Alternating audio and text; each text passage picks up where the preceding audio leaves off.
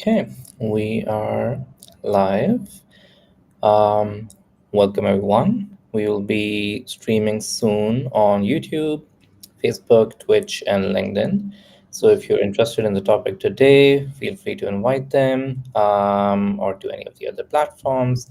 We will be using slido.com to ask questions at the end of the presentation and also to answer polls. So you can go to slido.com, enter in the code, or you can scan the QR code and then, yeah, we are ready to begin. So,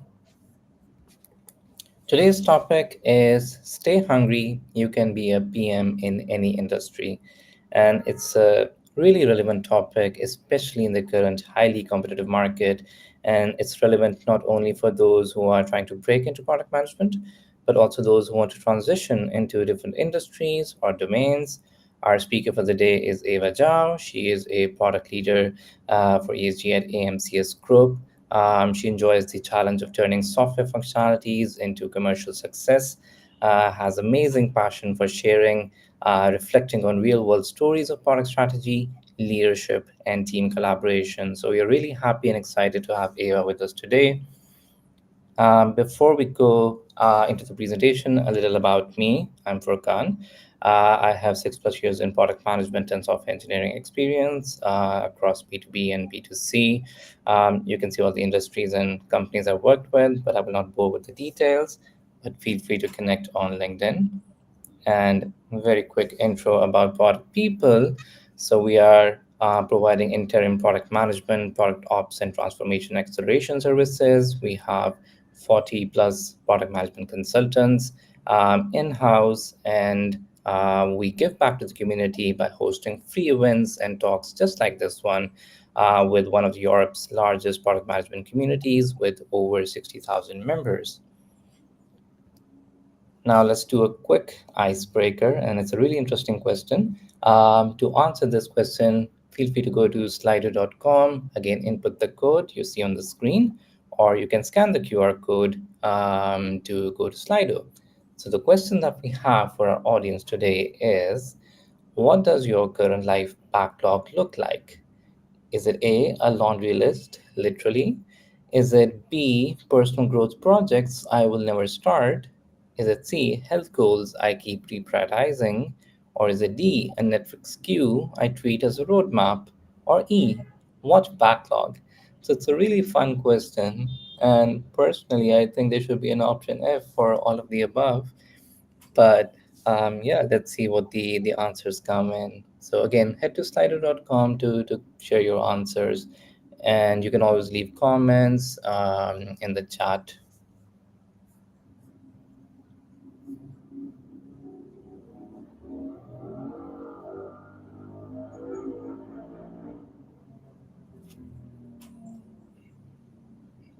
Let's see what results we will get.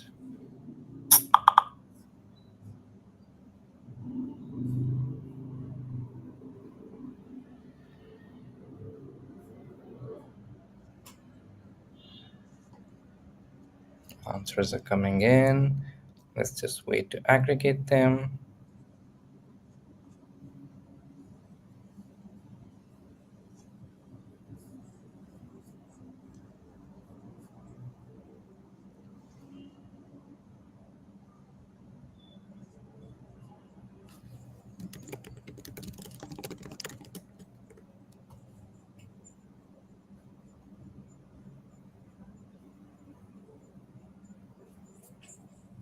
Let's wait a little more.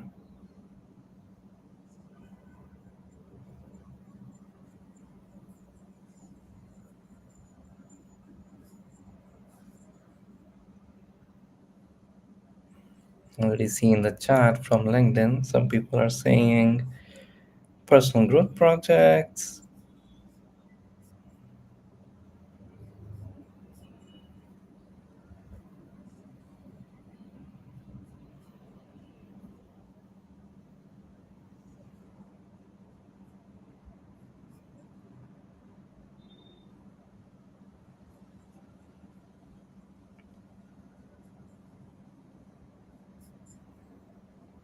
It seems More around personal projects. Again, we're waiting for the aggregation from Slido.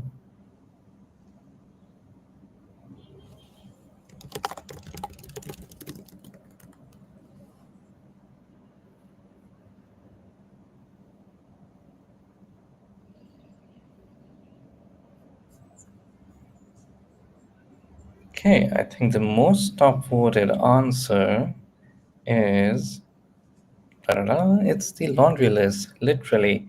So I guess that checks out. Our current life backlog does look like a laundry list of things that we want to have.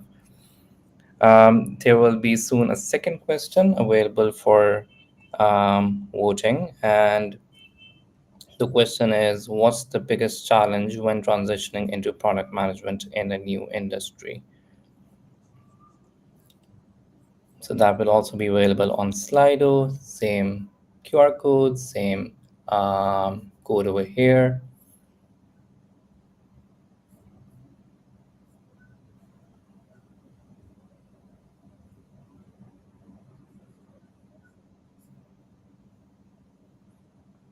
Okay, and the answer to this question, we'll come back to it at the end of the presentation. So with that, let's go to Eva. The floor is yours. I will stop sharing my screen and we can dive into the topic. Thank you, Furkan. Hello, product people. This is Eva. Just give me one sec. I'll bring my screen back up. All right. Whoops. Okay, would you let me know if you can see my screen? Okay, sounds good. All right, thank you everybody for being here, be it you're live streaming on YouTube or Twitch or Twitter or the other LinkedIn platforms. My name is Eva. I am the head of product for the ESG solution in AMCS Group. I'll start with a bit of old-fashioned introduction of myself, but hopefully this is a fun one for you. I won't bore you with a lot of experience because I do have a lot of industry background that I want to talk to you about, which is a theme of today. That is, you can work in any industry. A little bit about me. My background is B2B SaaS product management, B2B SaaS product development, with a bit of, with a heavy taste, I would rather say, of enterprise B2B. If you know the differences, else could ask me in the Q&A. We can discuss that a little further later. I like reading. I like speaking. I like writing.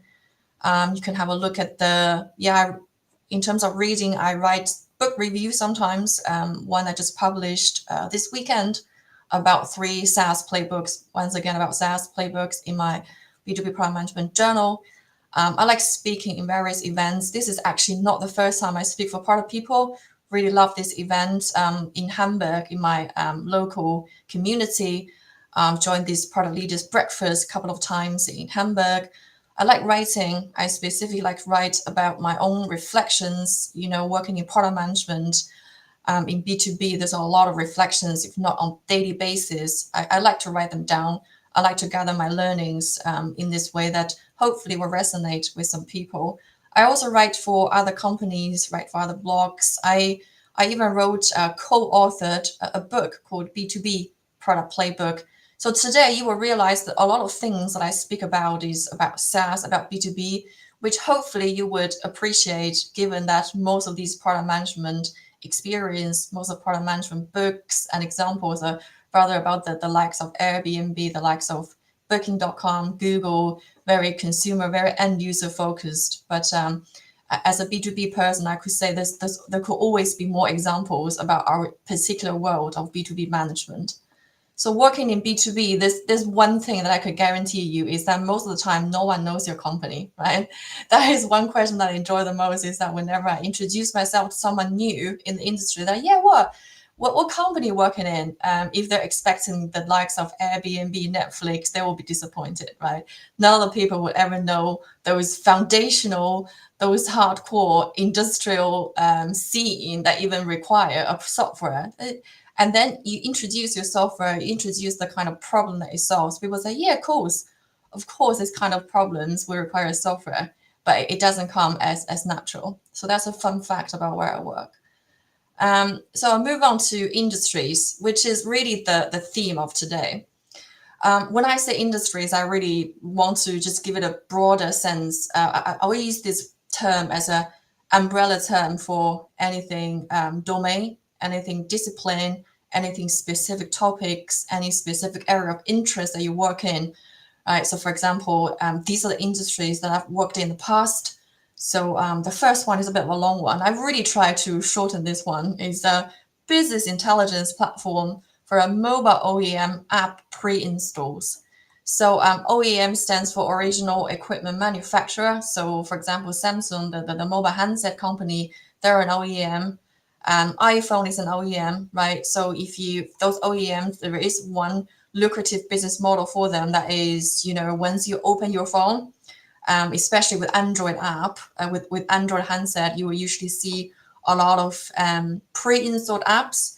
And of course, for those app developers, you want to receive business intelligence information such as, yeah, the app is pre-installed. Is anyone actually activating it? If they're activated, is anyone actually retaining that? Actually, anyone using it? Actually, what is my return on getting my app pre-installed? That was really my first platform ever. And then I move on to gaming, ad tech, advertising, technology, again, tracking mobile phone, tracking mobile apps, tracking their performance, tracking the advertising investment. There is those terms, the acronyms of return on investment, cost of install, cost of activation, and so on. And then another industry, logistics. I guess we don't need to explain that one. And quickly, health and safety and incident management.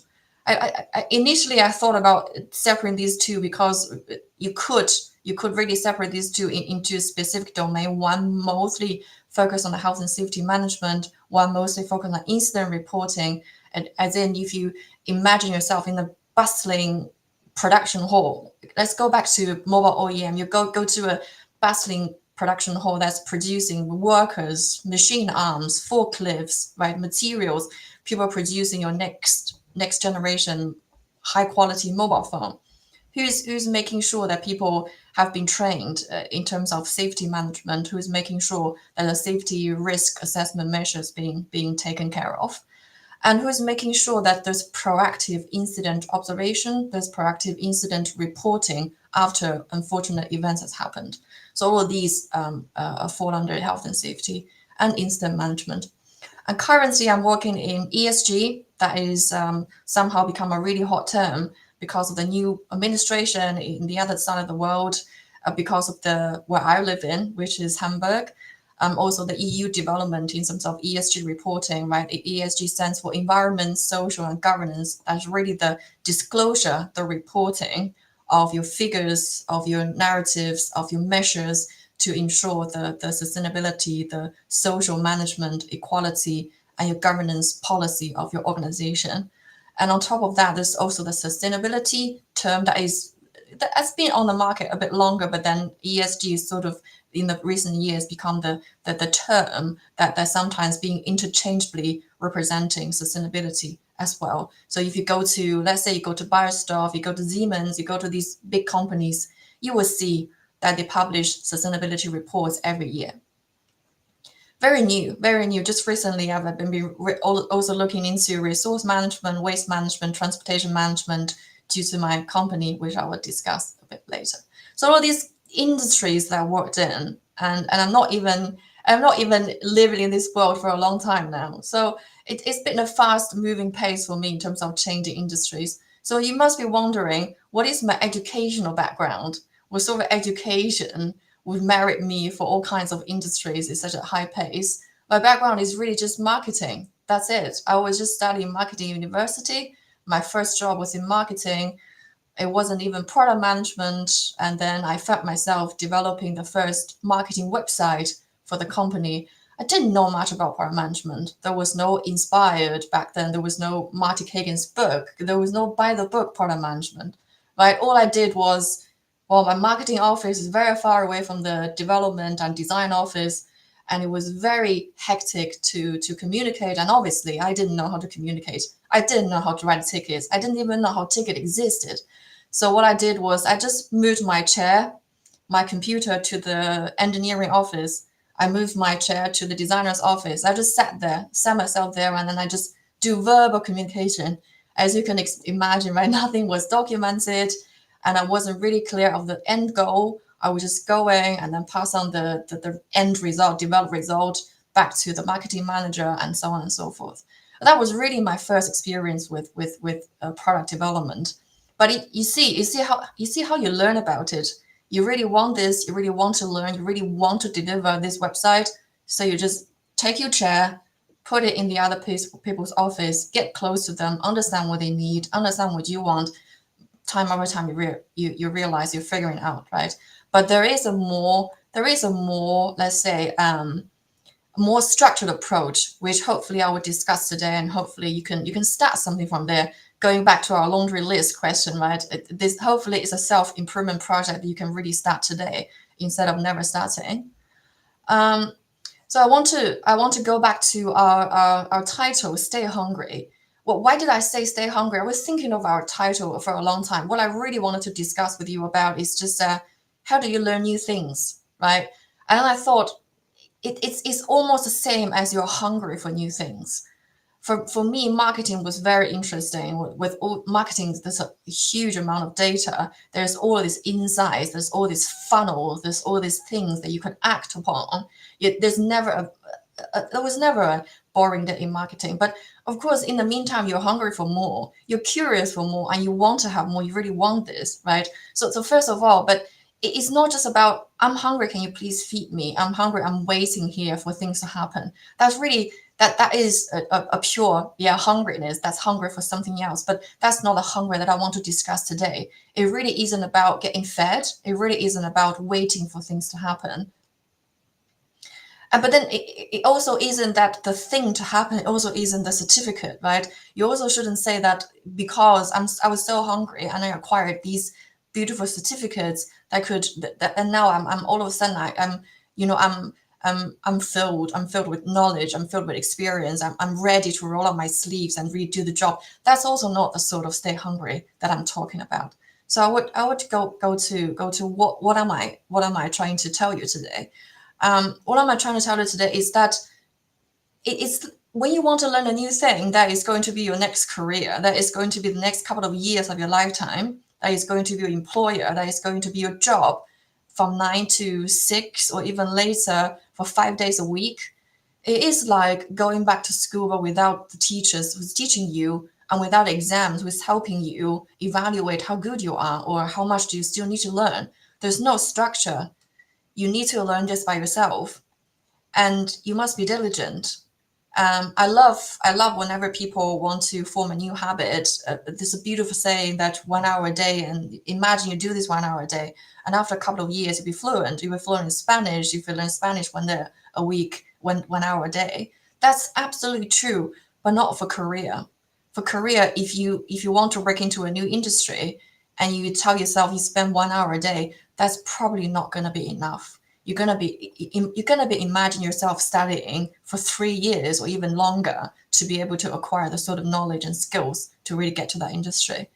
And also, you need to be confident. Just because you don't know the industry yet doesn't mean you can't deliver income. And also be confident that you don't really need anyone else by yourself. This is about your own learning. This is about your own transition. This is about your own career. You can be confident that you can do this on your own. You can come up with a creative idea.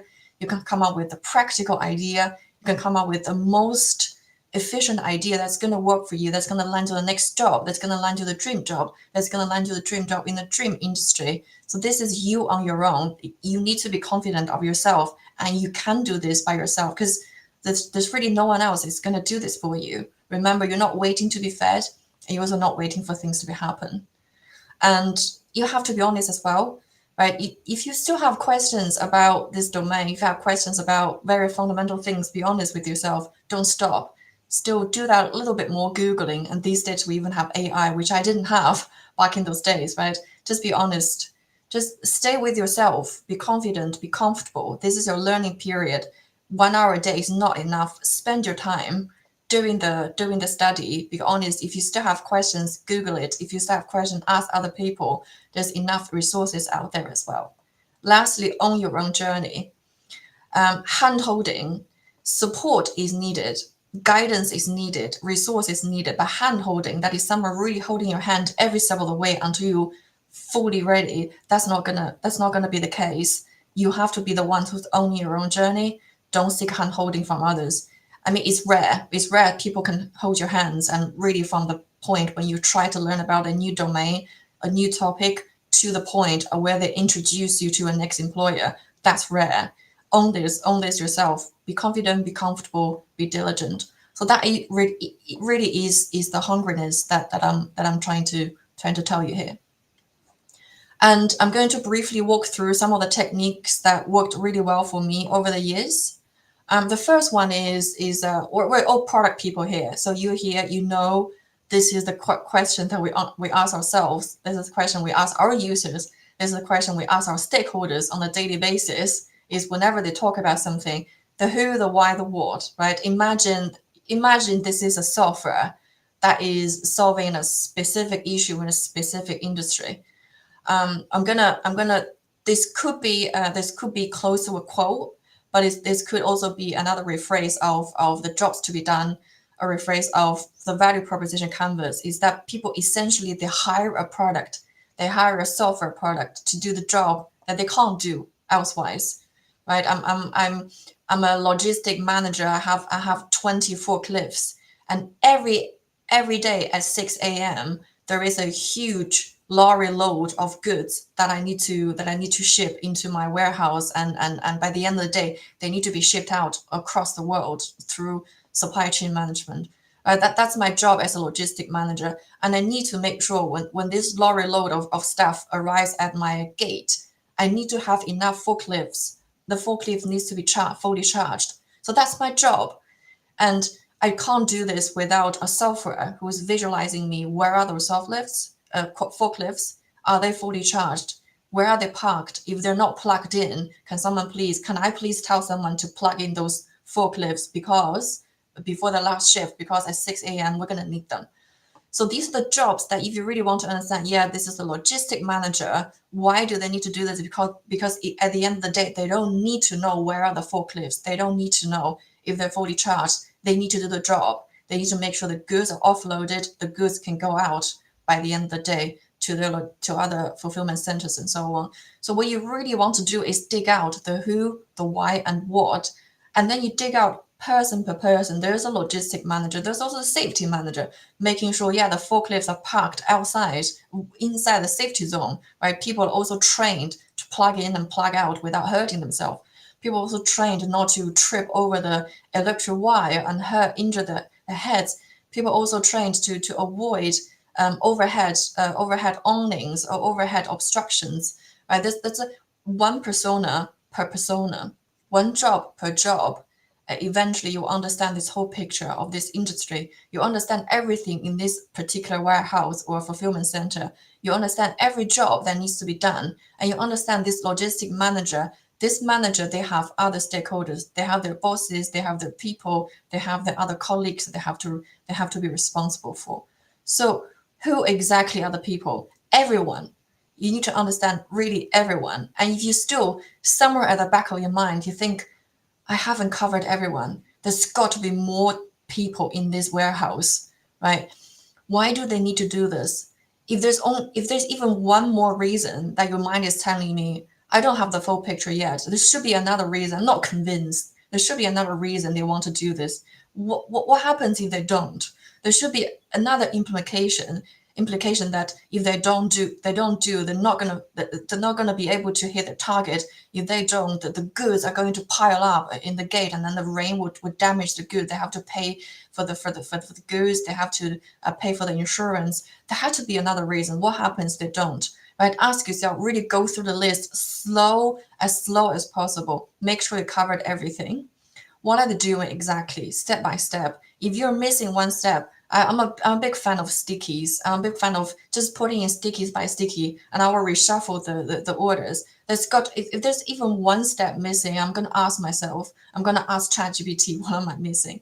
Right. So really go through these steps as slow as you can. Really take your time. It may take days. It may take weeks for you to finally understand who are the people doing it. Why What happens if they don't? What are they doing exactly, the step by step? And you may come up with more questions. You must have more questions, right? And just go through them.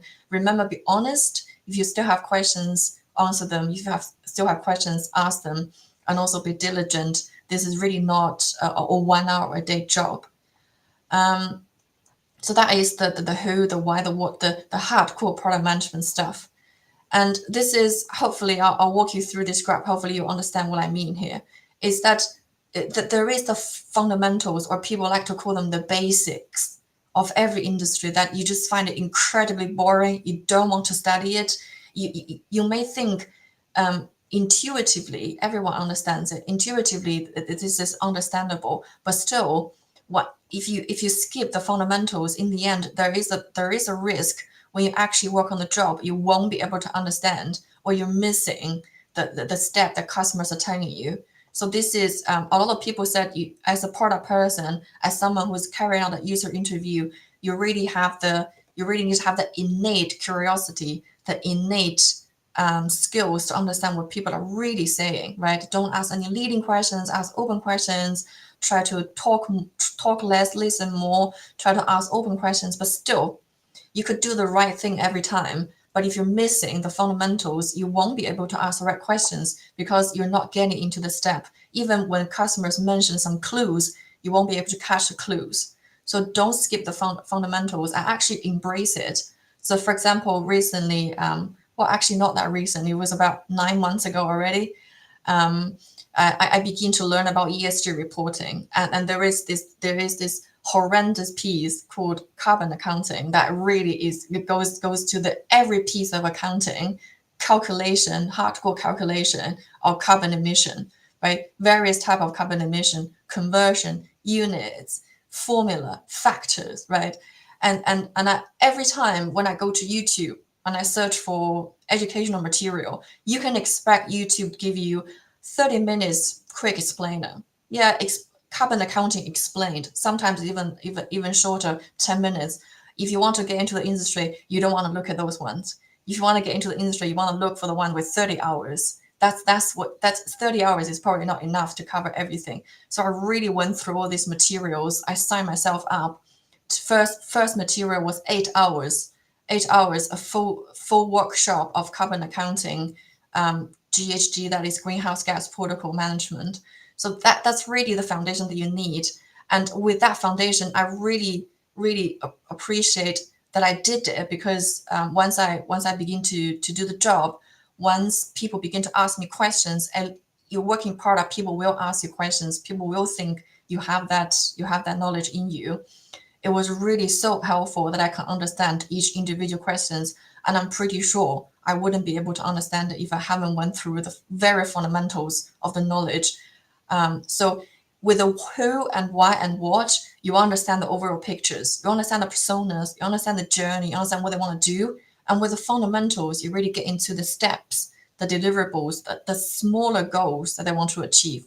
So on the outside, you see people, they have a goal they want to achieve. For example, plugging in the forklift, right?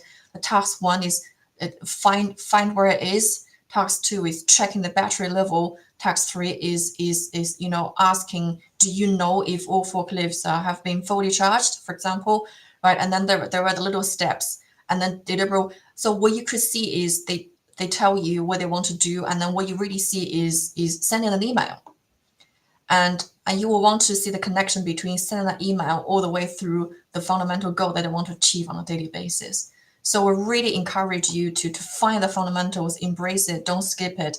And again, this could also be the honest piece that you have for yourself, right?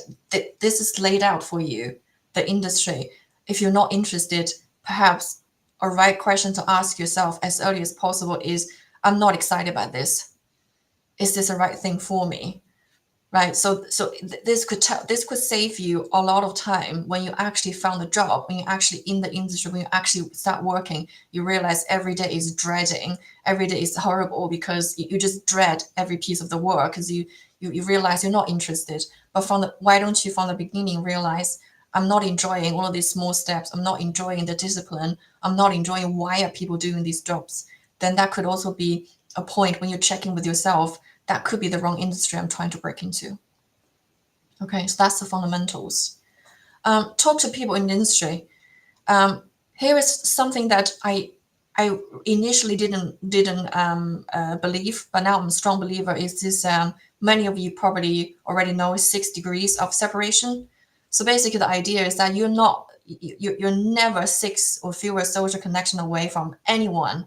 So you would ask your friend will ask their friend, and another one asks another one, and then you will reach that person you want to reach. I tell you two real examples. That was when I started working in logistics. It was really again there was no ChatGPT. I couldn't ask ChatGPT, could you please play the persona of the logistic manager in the fulfillment center in the south of Germany? Tell me about your 9 to 5 life. Tell me about your daily life. What do you go to the office for? And what is your biggest task of today? Can you please lay out step by step? I couldn't do that, so I had to really talk to someone in the industry. And then one of my classmates, he was the logistic manager of one of the fulfillment centers in Germany. So I just give him a very long call, just basically ask him the same question, right? What do you go to work for? What do you do every day? Just tell me the step by step, just very innocent questions. And that helped me enormously understanding his world, understanding what is the world of logistics, just through a very simple lens, very simple conversation. Another example was when I went into health and safety. Same, there was no ChatGPT not available back then. And then one of the alumni on my school, and I even remember he once told me that he used to take helicopters to work because he works in offshoring, oil and gas, health and safety management, and his job was to make sure that people are properly trained to handle dangerous situation. So I just sat with him for a long time, and then he showed me pictures of the health and safety measures in offshoring. Tell me all kinds of stories happening in this world, and that was just enormously helpful. So talk to people in the industry, ask the right question, be curious, be hungry. If you still have questions, ask. If you still not really understand, be honest, right? Talk to people in the industry. And also, even with ChatGPT, I would still very much appreciate talking to real people about their real experience. That would tell you much more than what ChatGPT could. And also, ChatGPT is there to respond to your questions, but with human would also tell you something that you didn't even ask about. So that's a really nice one that worked well for me. That is this one. This one is the most powerful one. Is teach others. Whatever you learned, tell it to others. That's the most powerful way of learning anything, because many things happens when you try to tell it to others. Is that there is a phrase called thinking out loud or sounding board, right? When you try to tell something to other people, you realize the gap in your connection. You realize you haven't really connected the dot. You haven't really understood this. You jot it down and you record later. Or when you teach others, ask a question back, and you realize, yeah, that one. Let's find out, right? I used to just tell others of what I've learned, to tell my friends. Whenever I'm going to a new industry, I tell them everything, and then sometimes they will ask me questions. Sometimes I would just stop. And then I will say, "Hang on, I'm just gonna Google this," and I'll take my phone and I'll Google this one, and I will continue, because that is really powerful for you to check in. Again, this is like going back to school without an exam. There is no exam that can tell you how ready are you with this industry. It's really those little things that help you realize, are you ready or not. So I really find out teaching others, tell this to others, being the most powerful way of just learning anything.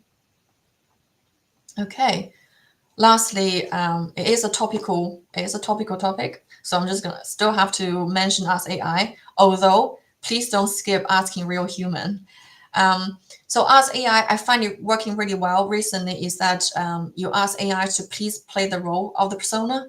Don't ask AI to give you a summary. Don't ask AI to give you anything generic, right? You have to break away from the generic, please give me a summary of this document. You give it a job, give it industry, give it a region, be specific, and just ask very broad question, and then you drill down from there. Remember, you're curious, you're hungry, you're asking questions. So you start from very broad. You're this person in this industry, in this region. Can you just tell me about your daily life from 9 o'clock to 5 o'clock? Just tell me that. And then you ask more questions from there. And then you can ask AI to elaborate. Can you walk me through steps of how you did this particular job the last time? Right? Just tell me the steps. And what goal were you trying to achieve by doing that? If you couldn't understand it, that's your why, right? I couldn't understand. You're telling me the steps, you're telling me your daily life, but what are you trying to achieve? Why do you do that? What's going to happen if you don't, right? How do you do this privily when, for example, if this person said they're going to use Zoom, right? You said, how did you do this previously without Zoom? Zoom was only, available since this year. And is there anything about your job that people usually don't know? And I find that question very funny with ChatGPT, is that ChatGPT usually tells you the things that everybody knows, but then you can also probe ChatGPT by asking if there's something about your job that people usually don't know. And that is really I find that complimenting the part that when I'm talking to a friend, when I'm talking to a friend about some subject, my friend will usually tell me something beyond the topic. They will go everywhere. But then with ChatGPT or with AI, they will tell you exactly what you ask them to. So then this is the last question that I usually want to just do a self-checking. Have I missed anything? My question could not be enough. I might have missed something. So there is something else you want to tell me, something that I haven't asked you about, you think is significant for your job. What else do you spend your time on? Tell me, if you have 1 hour break, you have 1 hour free time a week, what would you spend it on professionally, right? Not privately. And just ask AI all these scenarios. Once again, the principle is be honest. If you still have questions, ask. If you don't understand, ask. This is your own self-check-in. There's no exam. There's no teacher. There's no one there to hold your hands. So be diligent. So now you're in, right? Congratulations. You're in the industry. You found a dream job. You after going through all these steps, you still think you're very interested in this. After the interview process, you think the hiring manager is okay to work with. You have faith in this company, right? So now you're in. Congratulations, you found a job. You're in the new industry. You're gonna start to work on this product or this service in a new industry that you never worked in before, and you just spend a lot of time learning about. You just spend a lot of time digging around, right? So now it's time to go from being really broad to being really specific as quick as you can. Because when you were studying, you really try to understand everything. You might be theorizing everything a little because you haven't practiced it. You might be only understand things from a very broad perspective, but your product or your service only solves a very niche need, depending on the industry, depending on the product.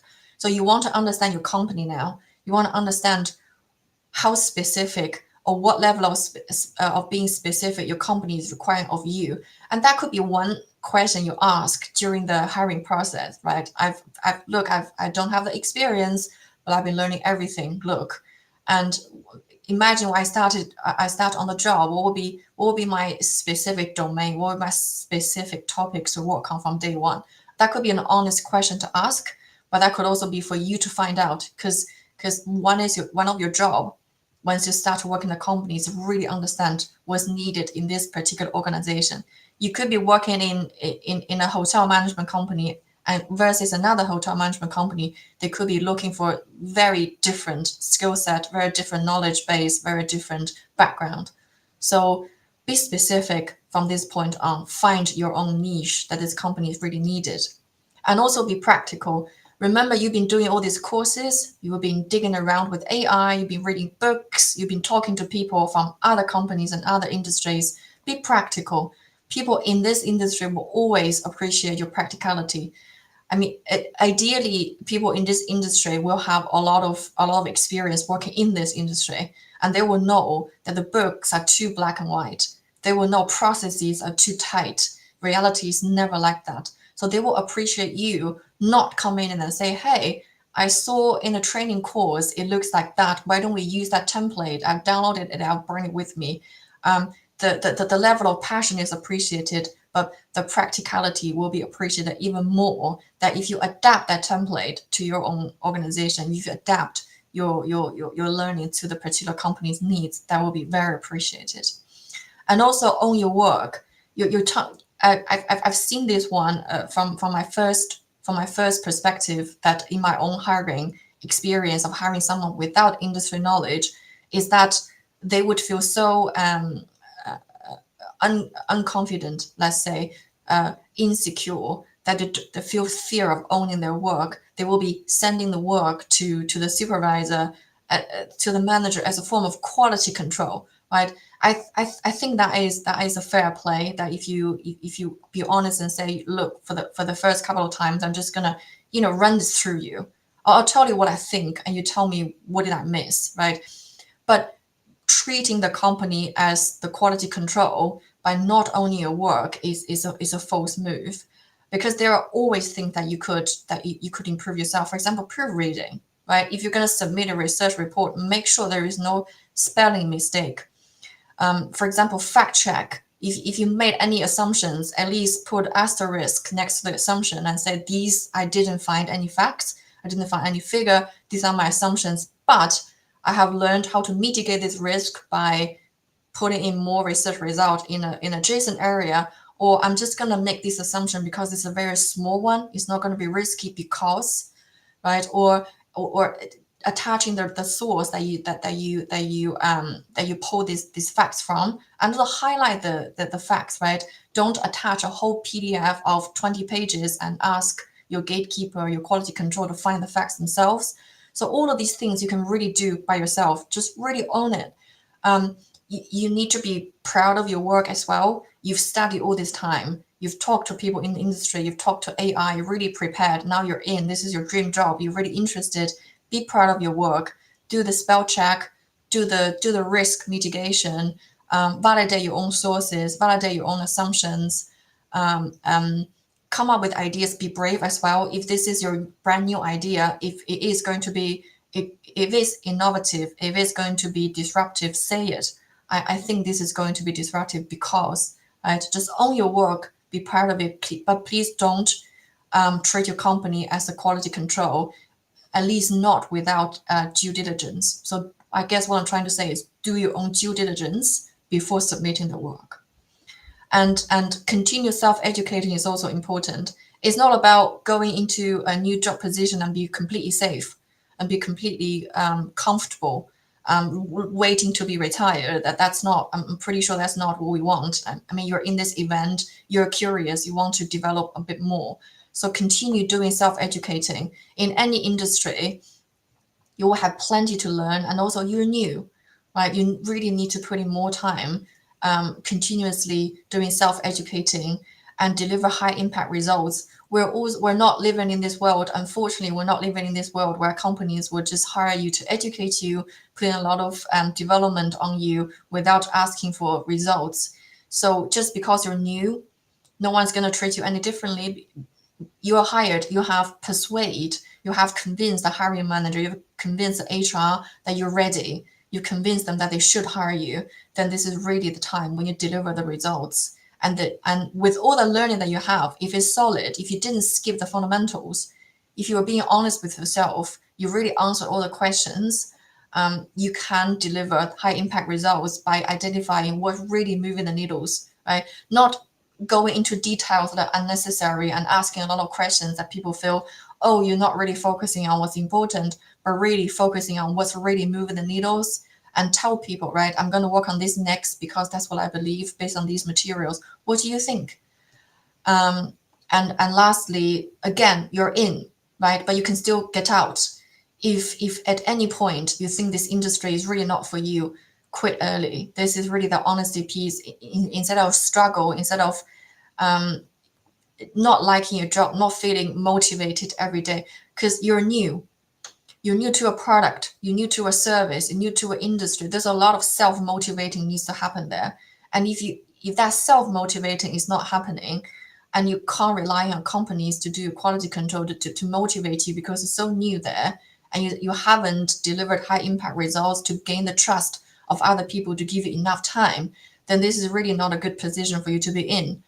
So if there's no interest, if there's no self-motivating factor coming in for a couple of weeks, maybe this is time for you to rethink. I know you've spent a lot of time. I know you spent a lot of effort to get into the industry, but this is the most honesty that you can offer for yourself to not waste your time even further. Okay, I think this will be my last slide. Looking at the time, we probably need to, we need to make sure we have enough time for the Q&A. So I'll just quickly walk through this one. Because as I was preparing for this slide, I did really think about what can you learn on the job, what can you prepare, and my answer is there is really no starting from absolute zero.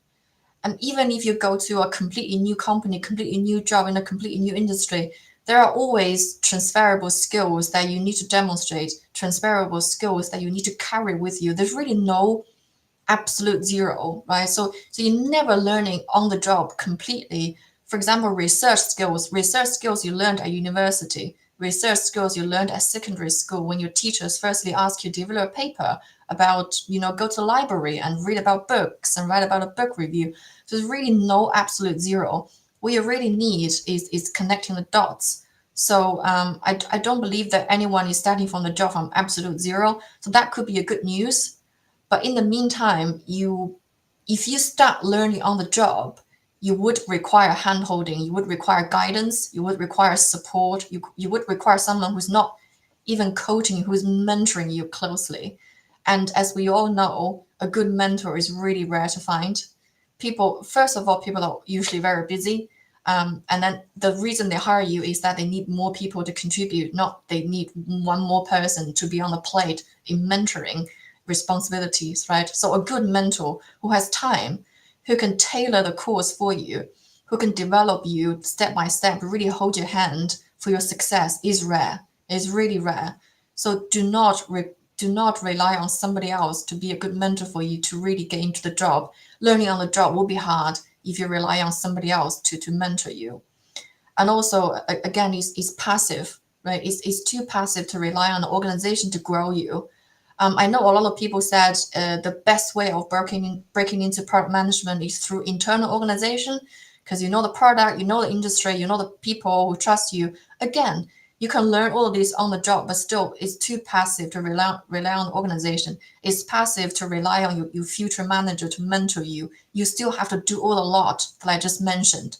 You still have to go through the fundamentals, self-educate, be honest, ask the right question, talk to people in the industry, right? You have to do all of this research by yourself. Don't be passive. Don't be passive on the organization. Don't be passive on the mentor. And another thing that I've noticed in my own experience is that you could have a lot of skills. Look, you've convinced the hiring manager, you've convinced the HR, you've convinced everyone to hire you. You have a lot of skills. You probably have a good CV. You have good skills. You did excellent case study. You've communication skills are excellent. People just want to hire you. But once you're on the job, self-awareness is important. Paying attention to detail is important. Don't be indifferent of the company. Don't be indifferent of the result, right? Sometimes failure to pay attention can jeopardize your skills.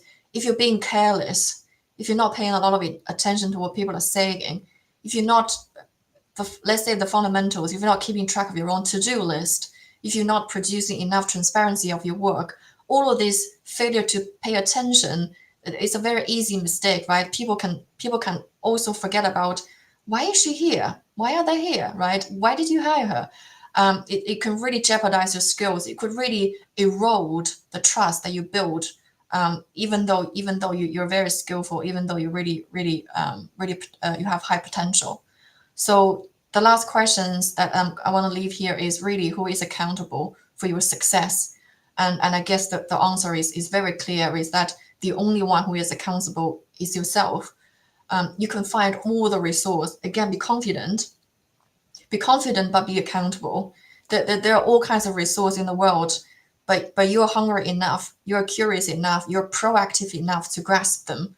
You have the resource, and you buy all the books, read them, right? You read the books, understand them. If you don't understand them, ask questions. There's no reading one book and understand everything, right? Also, when you read the books, read the book and then Google on the side. There are also concepts in the book that needs elaborating, right? So really, who is accountable to make sure that you have all the resources in front of you? Who is accountable to make sure that when you have the resource, you really consume them in a way that is really comprehensible? And who is accountable for your own paying attention to the task, paying attention to the work ethics, paying attention to your self-growth, right? Who is accountable to make sure that you're ready? Remember, there is no exam. It's not the exam that can tell you, yeah, you're ABC or you're 1.2 or 1.5. It's really you. Be honest, be diligent, do due diligence, and really own your own success. Thank you very much for your attention. So this is my very last piece. You can find me on LinkedIn, and you can also go to my Medium, my writings, and also we are hiring at AMCS Group. We are a performance sustainability company that focus on the industries of resource management, waste management, transportation management, health and safety, sustainability reporting, the lot. Check out our website. We're here to make positive changes for the environment, for the business, for the planet, and we're actively recruiting people globally. So please check out our career page. And good luck. Back to you, Awesome. Florian. Thank you so much, Eva. Amazing session, really insightful and pragmatic. Um, Eva, if you can stop sharing, I can share my screen as well. Awesome. Thank you so much. Um, Let me just share my screen. Okay. So we are going to our Q&A session. We already have a lot of interesting questions from LinkedIn, but you can also add more questions through Slido. So again, go to the same slido.com, enter the same code, or you can scan the QR code. We also can quickly share the poll results for the question that we had earlier. So we asked, what are the biggest challenges when transitioning into product management in a new industry? The topmost rated answer was learning industry-specific knowledge at 38%, then gaining stakeholders' trust at 23%, translating past experiences to a new context as the third option at 15%, and then the other two options at 12%. So again, in Eva's presentation, we covered all of these topics. So good to see that this aligns with the topics that we have covered. Let's now go to our Q&A. The first question that we have is, how would you recommend to approach grab my chair and sit with the team in a 100% remote working environment? Oh, that's a very good one. Well, I guess there is the advantage of working in the office. There's also the advantage of working from home. I would even think that working from home, the world is much broader. I did when I was even working in the office, I did go on this platform. I'm not a sponsor, called the Mentoring Club, where you can reach out to all kinds of mentors or, let's say, expert that you can reach out to. That's one thing. But let me think about collaboration. So I guess you asked this question, meaning that you're working in this company and you want to transition into another team, and then you can't just simply move your chair to the other team because the team is so far away from you. I would ask for one-on-ones, right? This is usually it's usually hard when people don't trust you, or not trust you, or trust is even too far away when people don't know you. For example, I work with a development team that is in Canada, and some people in Philippines, and some people in India.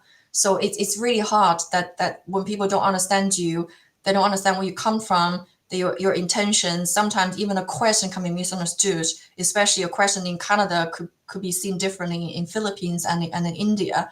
So I would really encourage myself to run more one-on-ones, which is what I'm doing. And then sometimes in one of the meetings, we were talking about QA test, writing QA test. So one of the QA engineers were showing the rest of the team how to run a QA test. This is normal stuff. And one of the person was shaking his head during this meeting. So I just took I took the opportunity. I just privately sent him a message and said, I couldn't stop noticing that you were shaking your head. Well, why did you do that? Right? Just genuinely trying to understand. And then he immediately responded to me. He's like, I'm not expecting myself to write tests.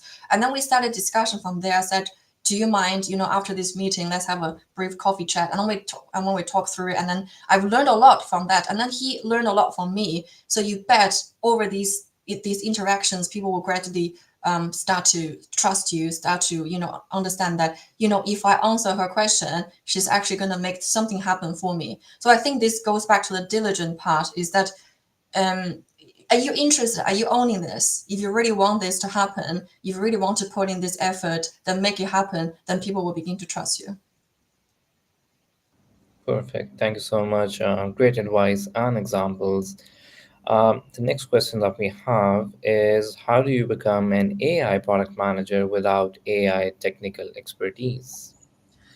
That's another good one. Yeah, I've me myself have developed the AI product in my company, and that is the AI chatbot about sustainability reporting. You just ask the chatbot questions. The chatbot will help you write a narrative, help you proofread, help you improve your answer, help you shorten your answer if you tend to write a lot.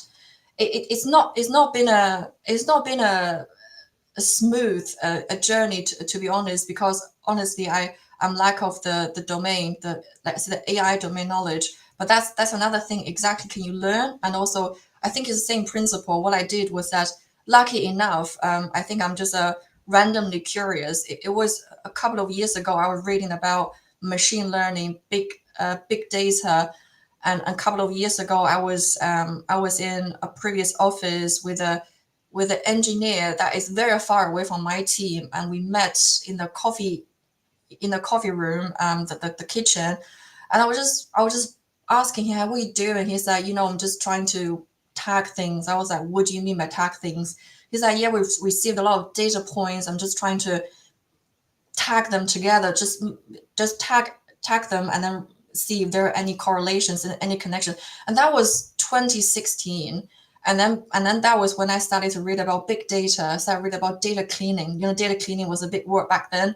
And then AI. So all these foundations will be helpful. So today, when I was developing this AI product, it was really helpful for me to connect the dots. And also with AI product development, I think, again, there's a lot of writing about AI development. It's all fascinating reads all the time. You have to work with your developers in a very trustworthy way. You have to ask the right question, and developers have to feedback to you. And also testing, for example, the AI chatbot testing is a brand new way that I learned about testing. The normal QA way of testing is that you have all of these reviews, and then you go to the QA pod and QA chat. But imagine you delivering an AI chatbot, and the AI chatbot is there to write narratives. And how do you let your QA to QA that? How do you let your QA to sign off? Yeah, that narrative is quite decent, right? So then what we just developed a brand new way of testing this, is go beyond the traditional QA. But we always come up with the let's say, a consistent list of questions, and then we compare the versions together, and we also try not to encourage people to test it out with people with a lot of subjective points of view. Too many people just focus on number of questions, consistent number of questions, and then test it out. So all of these are learnings, but I would say it's the same principle. That really, at least from product engineering, it could be slightly different. From a product, really learning about the domain, read about it, asking people in the industry. Also, you can ask AI these questions, right? Understand the persona as well. AI product discovery, is almost similar to proper product discovery as well. You also have to understand who's using it, why do they use it, what are the goals they're trying to achieve. Sorry, it's a long, winding answer. That's amazing. Thank you so much, Eva. We have more questions, but we are short on time, so we will have to come to a close. But thank you to everybody who's participated and shared some questions. Again, thank you so much, Eva, for the presentation. Before we go, we do want to share that we are also hiring at Product People. So if you're looking for an APM or a PM role, these are open. You can scan the QR code to go to our careers page. You can also subscribe to our newsletter, where we also share insights and our experiences in product. Um, this will be also a good learning source. Next week, our presentation or live stream is going to be on control versus context in product innovation. We have this topic coming on from a London-based post-technology startup. Our speaker has multiple years of experience in scaling products across different organizations, startups, and global corporations. And yeah, we are looking forward to seeing everybody at the next live stream. Once again, thank you so much, Eva, for the presentation. Thank you to the audience, and we hope to see you next time. And now we'll be closing the live stream. Have a Thank you good for everyone.